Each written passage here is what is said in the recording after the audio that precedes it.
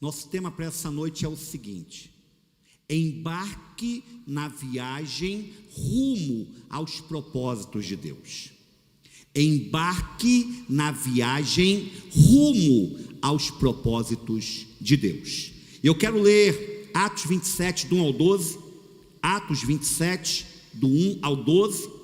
Nós vamos hoje começar uma série de palavras, já nos 2 capítulos finais de Atos. Quero começar logo 1 Coríntios. Espero ficar aqui até mais ou menos uns 2 meses, nesses 2 últimos capítulos, e então vamos caminhar para 1 Coríntios, que é uma carta riquíssima de ensinamentos para a vida da igreja. Então, diz assim a palavra do Senhor: quando ficou decidido que navegaríamos para a Itália, Paulo e alguns outros presos foram entregues a um centurião chamado Júlio. Que nome bonito, né, irmãos? Um dos nomes mais belos da Bíblia. Eu acho que só pede para o nome de Jesus esse nome em matéria de boniteza, que pertencia ao regimento imperial. Embarcamos no navio de Adramítio, que estava de partida para alguns lugares da província da Ásia, e saímos ao mar, estando conosco Aristarco, um macedônio de Tessalônica. No dia seguinte ancoramos em Sidom, e Júlio, num gesto de bondade para com Paulo, permitiu-lhe que fosse ao encontro dos seus amigos, para que estes suprissem as suas necessidades.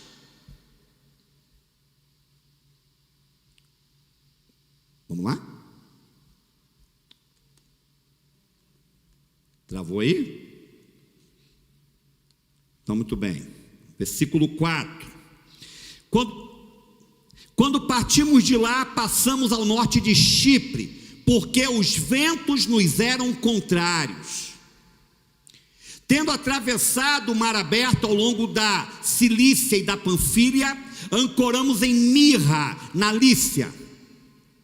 Ali o centurião encontrou um navio alexandrio, que estava de partida para a Itália, e nele nos fez embarcar.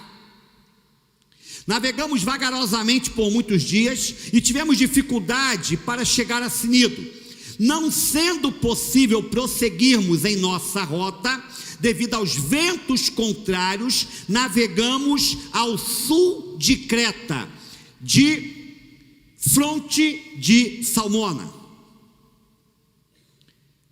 Costeamos a ilha com dificuldade e chegamos a um lugar chamado Bons Portos, perto da cidade de Laféia. Tínhamos perdido muito tempo e agora a navegação se tornara perigosa, pois já havia passado o jejum. Por isso Paulo os advertiu: senhores, vejo que a nossa viagem será desastrosa e acarretará grande prejuízo para o navio, para a carga e também para a nossa vida. Mas o centurião, em vez de ouvir o que Paulo falava, seguiu o conselho do piloto e do dono do navio.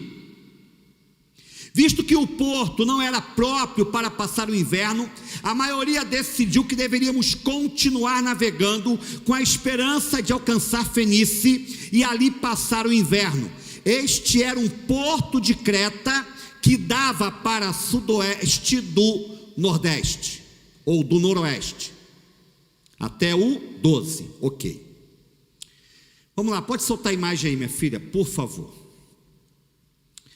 Uma das melhores produções cinematográficas dos últimos tempos, que ganhou no domingo passado o Oscar de melhor animação, é o filme Soul, dos estúdios Disney Picture. Quem viu já esse filme? Levanta a mão aí. Só Lu? Estamos mal de cinema, hein, meus irmãos? Nem você viu, Tony? Para salvar a pátria aqui do auditório.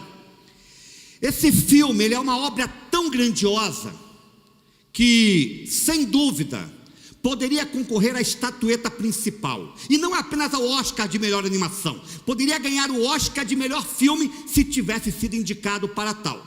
Se você ainda não viu, não sabe o que está perdendo.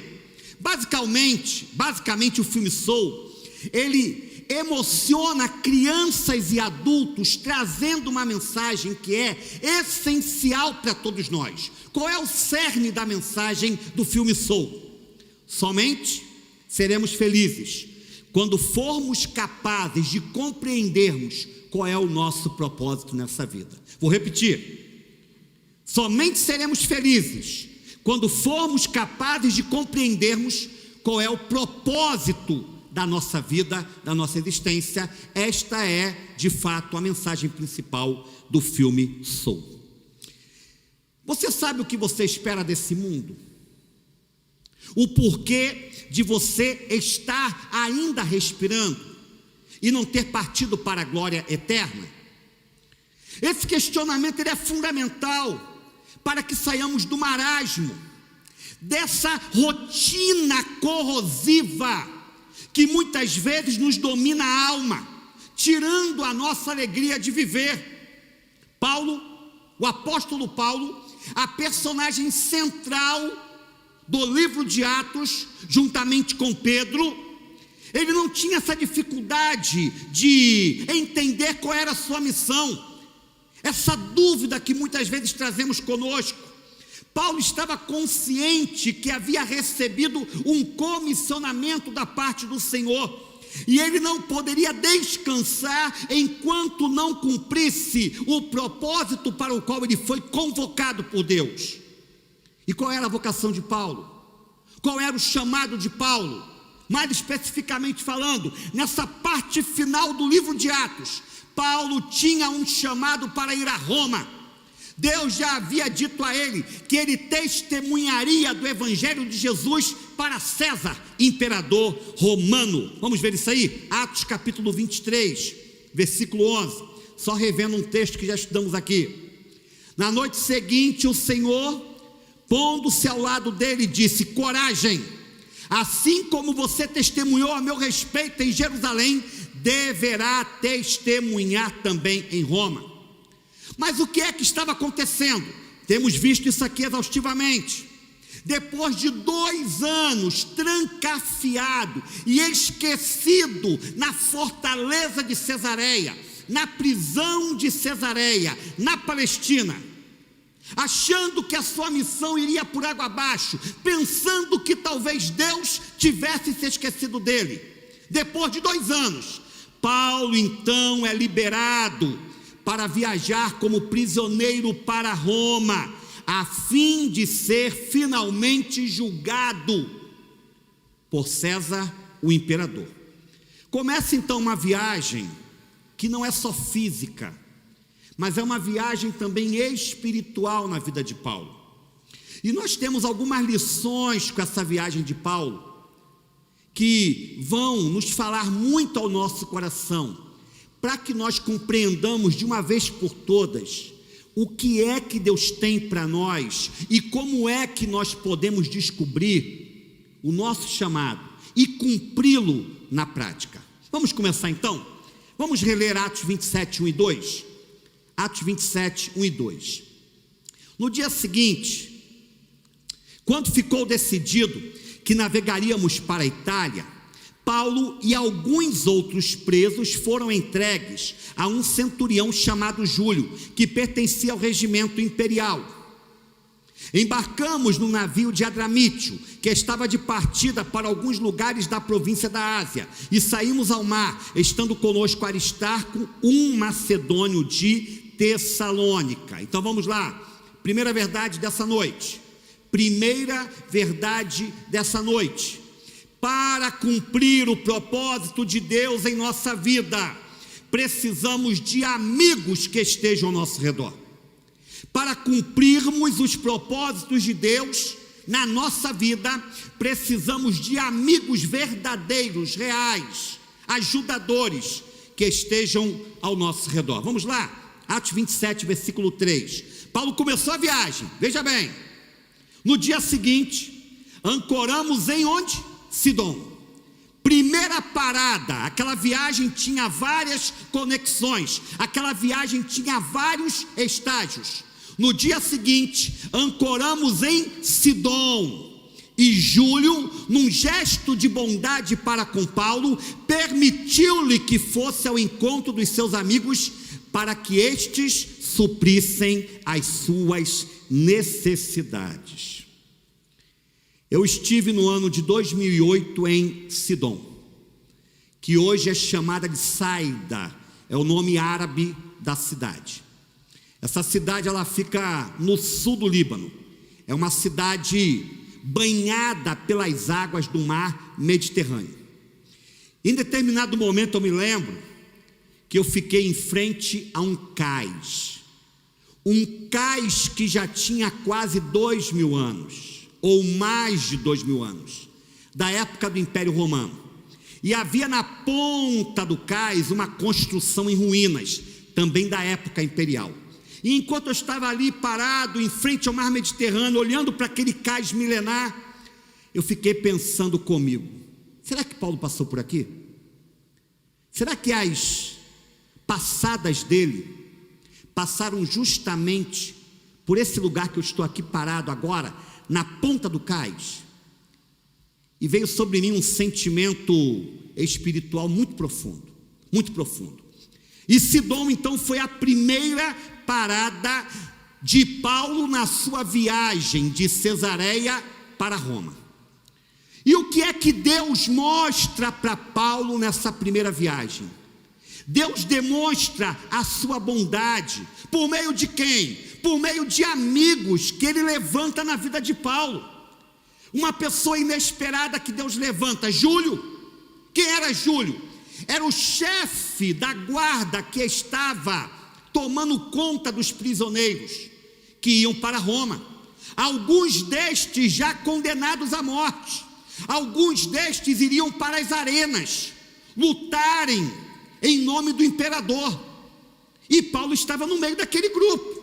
Então Júlio, que era um homem pagão, um homem que não cria em Jesus, um homem que não tinha o temor de Deus, Deus dá a ele uma graça especial para com Paulo, e ele permite a Paulo visitar seus irmãos em Cristo, que estavam em Saida, ou Sidom, como era chamada na época.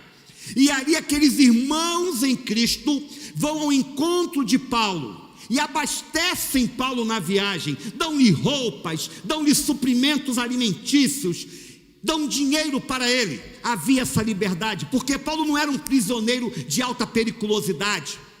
Certamente que aquele comandante romano sabia que Paulo estava indo para Roma porque tinha apelado para César, mas não havia nenhum motivo justo que pudesse levá-lo para tal lugar. Então, irmãos, entendamos uma coisa: nenhum homem é uma ilha, disse o poeta inglês John Donne. Nenhum homem é uma ilha.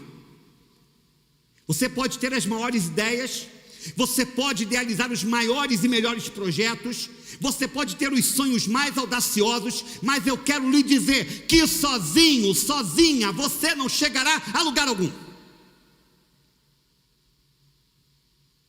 Portanto, valorize as pessoas que Deus tem levantado ao seu redor. Valorize os homens e as mulheres que o Senhor tem colocado como seu esteio, como seu fundamento, como seu alicerce, como sua base, para você continuar nessa caminhada difícil que é a vida, árdua e complexa que é a nossa existência. Para cumprirmos o nosso propósito de vida, precisamos de amigos. E na primeira parada, o Senhor mostra para Paulo, a partir de pessoas que ele levantou na vida dele, amizades que fizeram diferença.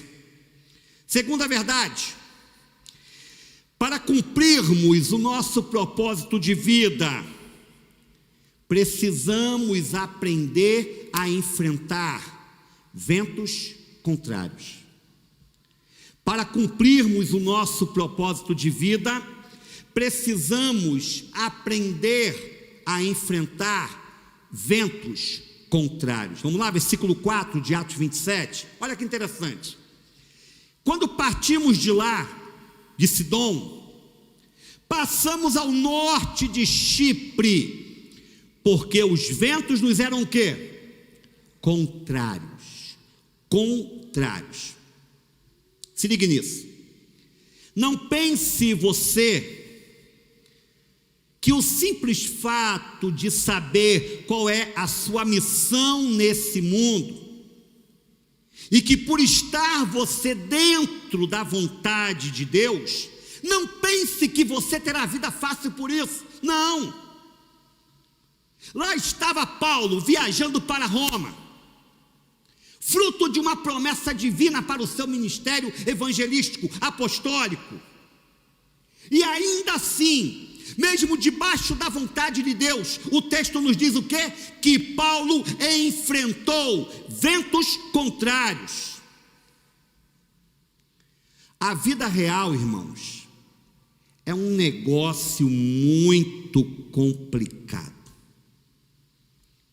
Quando a gente pensa que está tudo bem, que estamos no controle da situação, que finalmente o jogo vai virar a nosso favor, que as coisas boas vão começar a acontecer, a vida vem e nos prega uma peça. Sim ou não? Quem já não passou por isso? Sonhos frustrados, expectativas caídas por terra, esperanças derramadas. A vida não é como uma máquina de refrigerante, que você coloca a nota, aperta o botão e sai embaixo o refrigerante desejado, seja Coca, Sprite, Fanta, o que for, não. A vida não faz nenhum sentido, muitas vezes, para nós. As coisas acontecem sem nenhuma explicação válida. Eu estava me lembrando do meu saudoso irmão e amigo Darlan, aquele que me ganhou para Jesus, que eu falei para vocês aqui da sua morte em virtude da maldita Covid-19. Desde que eu conheci Darlan, desde a sua maioridade, melhor dizendo, Darlan lutava com uma paixão reprimida pela sua prima lá de Brasília, ele no Rio e a sua prima lá em Brasília. E era um negócio complicado, vai, não vai, chove, não molha, aquela relação que vem e termina e volta aí. Décadas se passaram debaixo dessa incerteza. E o que acontece? Darlan decide assumir o relacionamento após ter engravidado de modo não planejado a sua prima. E ele então larga tudo no Rio, emprego, familiares, para mudar para Brasília, a fim de poder assumir o seu relacionamento, assumir o seu filho lindo. Ele chega em dezembro do ano passado em Brasília. E em abril contrai o vírus da Covid. E em julho ou junho ele morre. Me lembro que eu conversava com a sua irmã e ela chegava no aeroporto de Brasília e recebeu a última ligação do seu irmão, que falava assim: minha irmã, eu vou ser entubado agora e não sei quando poderei falar com você, se é que eu poderei falar com você, com aquela voz cansada, tomada já com os pulmões. E a irmã: não, irmão, calma. Falou com ele quando chegou no aeroporto e nunca mais conversou com o irmão. Quem consegue entender um negócio desse, irmãos? Quem consegue explicar uma tragédia assim? É por isso, irmãos, que nós precisamos ter uma fé realmente firmada no Senhor, porque se não for assim, a gente não suporta, a gente não resiste, a gente vai se julgar as pessoas mais injustiçadas desse mundo, passaremos a ter raiva de Deus e das pessoas que nos rodeiam, viveremos cheios de traumas, mágoas e ressentimentos. Enquanto não entendermos que estamos sujeitos aos ventos contrários, às intempéries, às tempestades dessa existência, nós não iremos viver de um modo realmente satisfatório. Há muita imaturidade no meio cristão hoje. Há muita gente que diante de qualquer dor, e eu não estou aqui querendo minimizar essa dor, que isso fique bem claro. Eu estou aqui tentando valorizá-la, mas não quero superestimá-la, a ponto que você comece a se achar um pobre coitado, que passe a viver num eterno mimimi. Há muito cristão, há muita gente boa vivendo nesse mimimi que não tem fim. As provas fazem parte natural da vida cristã, falamos sobre isso há algumas semanas. Não tem vida mole nesse mundo, tem tormento, tem problema, tem dificuldade, tem angústia, isso faz parte.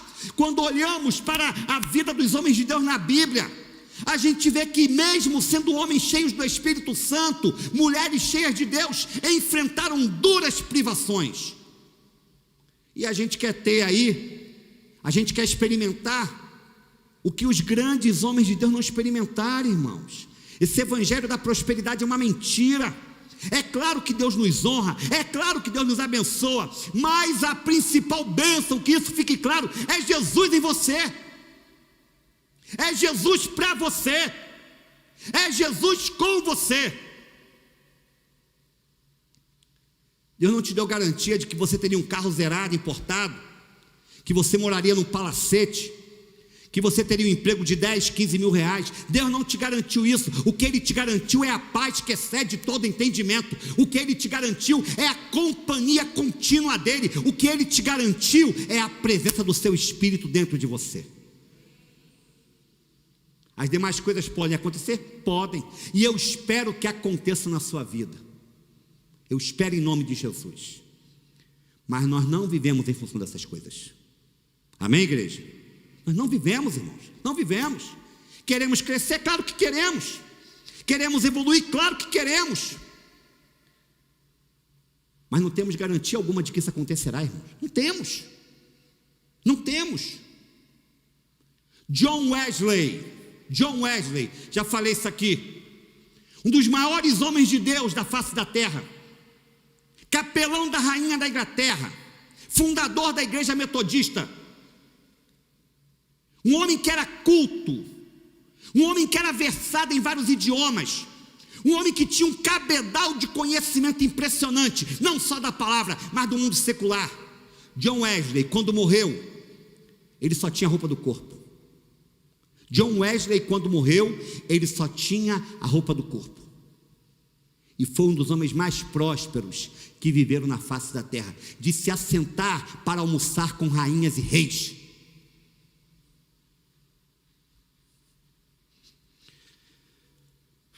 Terceira verdade. Eu comecei dizendo que Deus, para cumprirmos o propósito dele, levanta amigos, companheiros para a nossa vida, e disse que enfrentaremos tempestades e ventos contrários. Agora vem a terceira verdade. Para cumprirmos o nosso propósito de vida, Deus nos leva eventualmente a bons portos.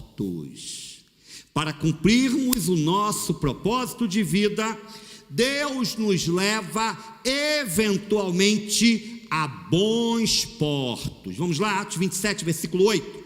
Atos 27, versículo 8.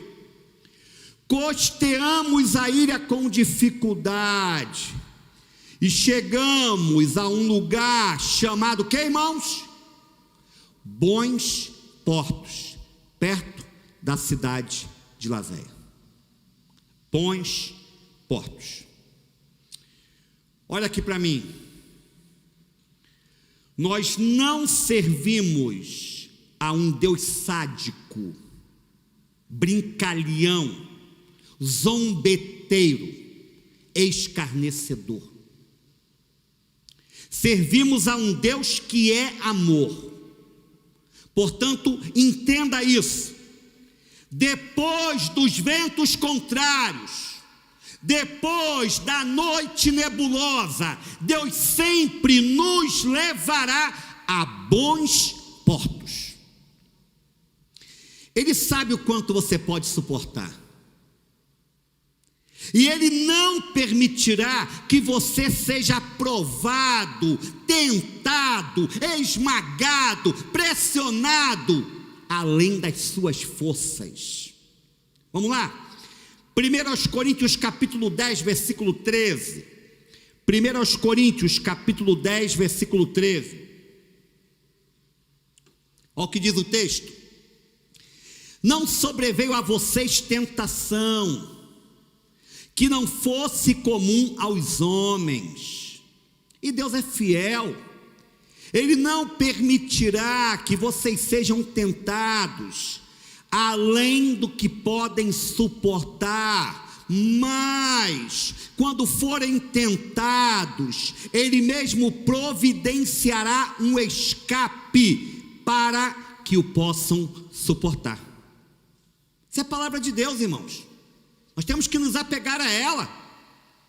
A nossa dor jamais será maior do que nós podemos acolhê-la. O nosso sofrimento jamais será superior à nossa capacidade de suportá-lo. Isso é bíblico. O que é que são esses bons portos em nossa vida? Pode ser, por exemplo, uma amizade inesperada, alguém que surge repentinamente na sua vida, como um facho luminoso, positivo, abençoador. Alguém que vem lhe ajudar numa hora de angústia, numa hora de dor. Alguém que vem lhe aconselhar em questões muito íntimas da sua alma. Alguém que vem fazer diferença na sua vida. Um relacionamento positivo, um relacionamento que lhe faz crescer, amadurecer positivamente, espiritualmente. Esses bons portos podem ser, por exemplo, uma oportunidade nova de emprego, uma promoção no seu trabalho, uma chance de você se reanimar quando você pensa que não há mais sentido naquilo que você está fazendo. Esses bons portos podem ser a chegada de uma resposta de oração há tanto tempo aguardada, algo que você já tinha perdido as esperanças, e de repente o Senhor vem e lhe dá de presente, embrulhado para você.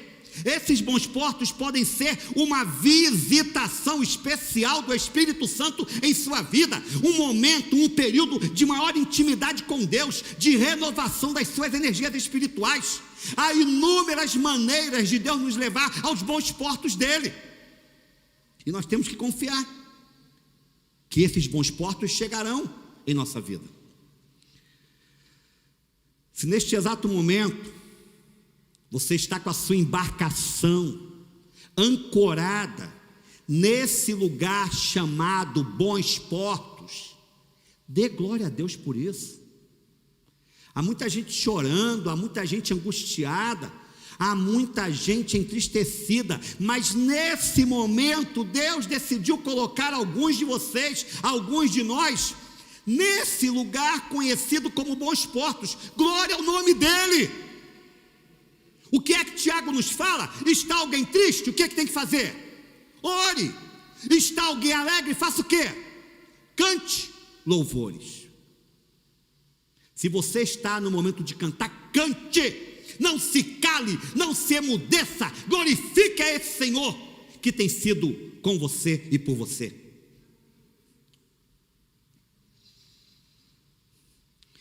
E em último lugar, para cumprirmos o nosso propósito de vida, nós precisamos ter discernimento espiritual. Para cumprirmos o nosso propósito de vida, nós precisamos ter discernimento espiritual. Qual é a voz que você tem ouvido ultimamente? Em quem você tem confiado? Onde você tem buscado as suas visões de vida? Vamos lá, Atos 27, do 9 ao 12, para terminar. Atos 27, do 9 ao 12. Olha o que diz o texto. Tínhamos perdido muito tempo, e agora a navegação se tornara perigosa, pois já havia passado o jejum. O jejum era o dia da expiação. Graças a essa informação aqui, os historiadores podem dizer que esses eventos aconteceram em outubro do ano 58 depois de Cristo. Outubro do ano 58 depois de Cristo. Graças a esta informação, o dia do jejum ou o dia da expiação, que era uma festa muito popular entre os judeus. Por isso Paulo os advertiu: senhores, vejo que a nossa viagem será desastrosa e acarretará grande prejuízo para o navio, para a carga e também para a nossa vida. Mas o centurião, que era o líder daquele regimento militar, que estava levando os presos para Roma, seu nome era Júlio, como já falamos aqui, mas o centurião, em vez de ouvir o que Paulo falava, seguiu o conselho do piloto e do dono do navio. Visto que o porto não era próprio para passar o inverno, a maioria decidiu que deveríamos continuar navegando, com a esperança de alcançar Fenície e ali passar o inverno. Este era um porto de Creta, que dava para sudoeste e noroeste. Apesar do nome do lugar, Bons Portos, o piloto e o dono do navio não quiseram atracar a embarcação ali. Acharam que deveriam prosseguir por mais um pouco, navegar por mais um pouco, por um trecho de mais ou menos uns 64 quilômetros, era a estimativa em quilômetros. Um trecho pequeno, mas perigoso naquela época em que o tempo começava a mudar, e as embarcações costeavam os seus navios para aguardarem o inverno passar. E Paulo, que não era marinheiro, não tinha brevet de piloto, mas tinha um grande discernimento espiritual, ele era um homem de Deus. Paulo alertou aquelas pessoas de que certamente algo ruim iria acontecer, enquanto não atracassem um navio ali. E é o que ocorre quando nós continuamos a história da viagem. Vamos falar sobre isso nas próximas semanas aí. A embarcação vai a pique, ela vai a naufrágio. Amados, amadas, lembremos-nos de uma coisa, por favor. Nós não estamos nesse mundo para vivermos simplesmente a nossa vontade, mas sim a vontade de Deus. Eu quero repetir essa frase que é tão simplória, mas que está tão distante da nossa prática de vida. Nós não estamos nesse mundo para vivermos simplesmente a nossa vontade, mas sim a vontade de Deus. Por que é que nós temos muitos irmãos nossos hoje chorando, se lamentando, atribulados, por terem dado com os burros na água em vários aspectos da vida? Porque em determinado momento da sua encruzilhada existencial, quando Deus lhes mostrou claramente o caminho que deveria ser seguido, em detrimento do caminho que deveria ser abandonado, muitos decidiram seguir na direção oposta a que Deus lhes havia mostrado.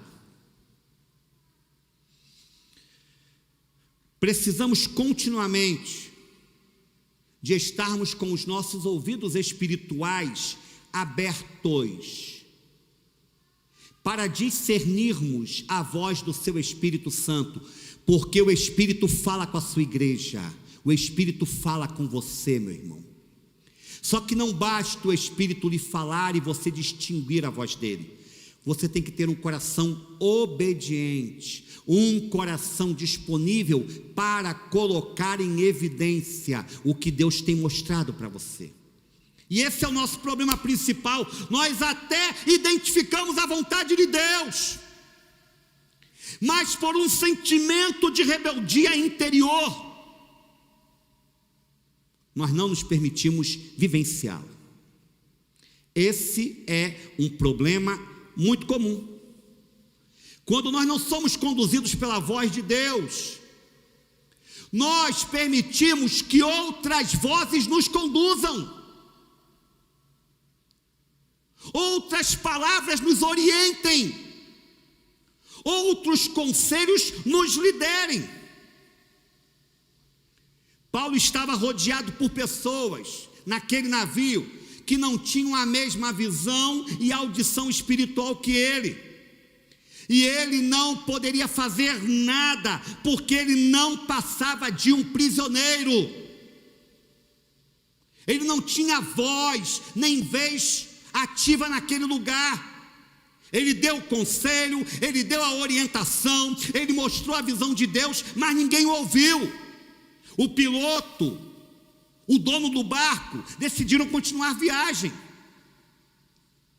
Só que com você é diferente. Você não está algemado como Paulo, você é livre pelo Espírito de Deus. Você tem um só Senhor, é Jesus Cristo. Jesus de Nazaré é o seu Senhor.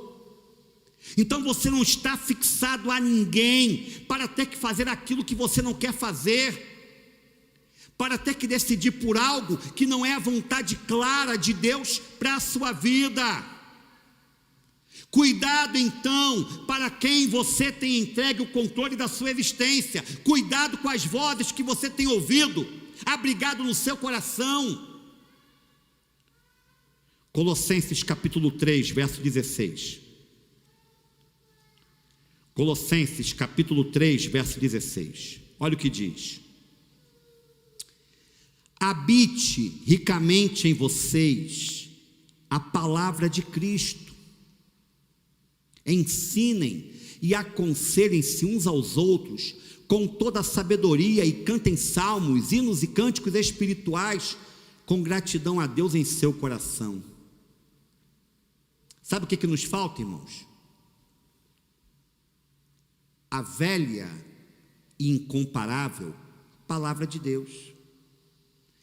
A gente dá lugar a essa palavra, de modo geral, somente 2 vezes por semana, quando são 2 vezes, na quarta, no domingo, quando a gente participa do culto, seja presencial ou virtualmente. A gente não tem o hábito de crescer por conta própria, porque vivemos dependentes sempre de uma ajuda exterior, e por consequência, a palavra de Deus não entra em nosso coração. Essa semana agora uma jovem me procurou chorando: pastor, eu estou com fome de Deus. E ela chorava: pastor, eu sinto que apenas os cultos, os estudos bíblicos que eu tenho feito com outros irmãos não estão me satisfazendo. Como é que eu preencho esse vazio? Eu falei: filha, vá para a palavra. Separe um tempo diário, o quanto você perceber que Deus está chamando você para ter. Esse seu sentimento de descontentamento e de insatisfação é um santo sentimento. É uma prova de que o Espírito está cutucando sua alma. É uma prova de que o Espírito está batendo na porta do seu coração e chamando a sua atenção para Deus. Então você tem que aprender a meditar na palavra por conta própria, porque é daí que virá o seu sustento. É isso, igreja. Habite ricamente em vós a palavra do Senhor, a palavra de Cristo. É por isso que não ouvimos mais Deus falar conosco, não discernimos mais a sua voz. Irmãos, é lindo quando Deus fala conosco. É lindo, é lindo, é lindo, é lindo. Essa semana eu tive 2 experiências fantásticas. 2:30 da manhã eu não conseguia dormir, viu, Joana? Eu não conseguia dormir. Aí minha mente começou a viajar, a viajar, e no meio dessas viagens, Deus me deu a mensagem de domingo que vem à noite. Eu tive que levantar, irmãos, porque o que a gente não anota, grave isso, o que a gente não anota, a gente esquece. Deus deu a você alguma manifestação do Espírito dele, Deus ensinou a você alguma verdade espiritual, anote, para você não perder de vista, para você não esquecer. Levantei, fiquei até 3:30 da manhã ali estudando a palavra, preparando já o sermão de domingo que vem. Aliás, deixa eu me antecipar aqui. Palavra de Deus para domingo à noite. Escute isso. Palavra de Deus para domingo à noite. a naturalidade da relação macho-fêmea. Só isso que eu vou falar. A naturalidade da relação macho-fêmea. E Deus mandou eu nem colocar nenhum pompom nesse título, ser bem direto, bem seco, para ninguém achar que eu estou querendo brincar com algumas coisas que são polêmicas hoje. Mas Deus vai falar domingo à noite nessa palavra. A naturalidade da relação macho-fêmea. Então, outra madrugada, Deus me chamou de novo. Me fez levantar da cama. E quando eu saí do meu quarto, Ele me deu uma revelação que eu estava precisando enxergar há algum tempo. Que revelação, irmãos. E ali Ele falou comigo e me fez agir de um modo diferente numa área que eu precisava agir. É assim. A gente tem que estar aberto para a voz do Espírito Santo de Deus. A igreja precisa reaprender a ouvir a voz do Espírito Santo de Deus. É isso. Finalizando então a minha palavra, observe.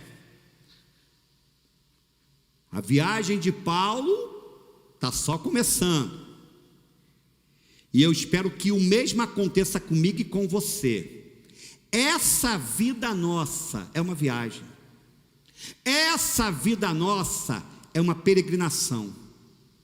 E nessa peregrinação, não importa o que você pensa ser mais correto ou decide fazer por conta própria.